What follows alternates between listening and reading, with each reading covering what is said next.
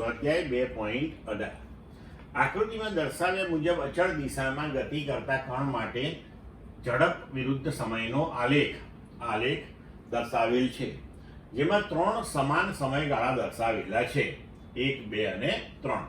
કયા સમયગાળા માટે સરેરાશ પ્રવેગનું માન વધુ હશે? કયા સમયગાળા માટે સરેરાશ ઝડપ સૌથી વધુ હશે?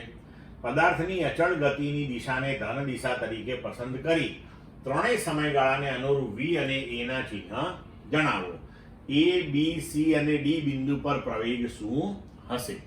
તો હવે જુઓ કે આપણે જાણીએ છીએ કે ઝડપ વિરુદ્ધ સમયનો આલેખ છે, તો સૂક્ષ્મ ગાળા માટે આલેખનો ઢાળ જે છે આપણને તે સૂક્ષ્મ ગાળા માટેનો સરેરાશ પ્રવેગ આપશે.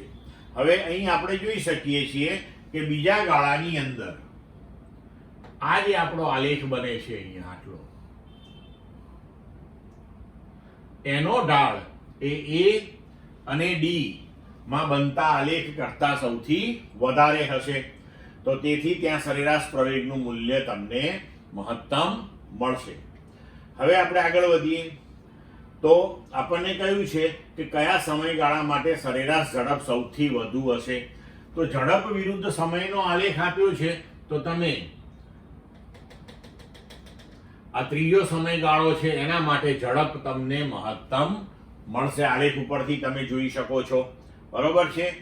અને હવે અહીંયા આગળ ડી બિંદુએ તમે જો આ રીતનો આલેખ લેવા જશો, આટલો ભાગ, તો એ સમય અક્ષિસને સમાંતર મળે છે, તો એ કેસની અંદર તમને ઢાળ 0 મળશે, એટલે પ્રવેગ 0 મળશે.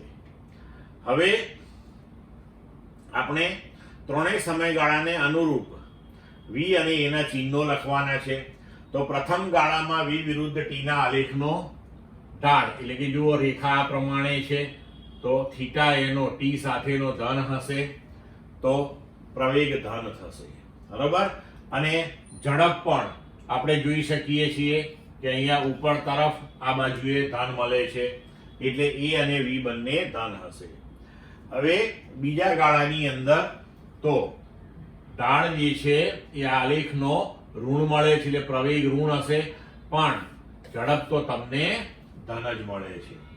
અને ત્રીજા ગાળાની અંદર અહીંયા જે આટલો ભાગ છે આલેખનો એ T ને સમાંતર છે, એટલે ઢાળ 0 છે, તો પ્રવેગ પણ 0 છે, પણ ઝડપ તમે જુઓ તો ત્રીજા ગાળાની અંદર પણ ઝડપ અહીંયા આપણને ધન મળે છે.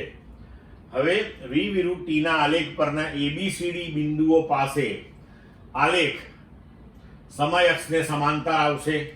જુઓ કેવી રીતે કે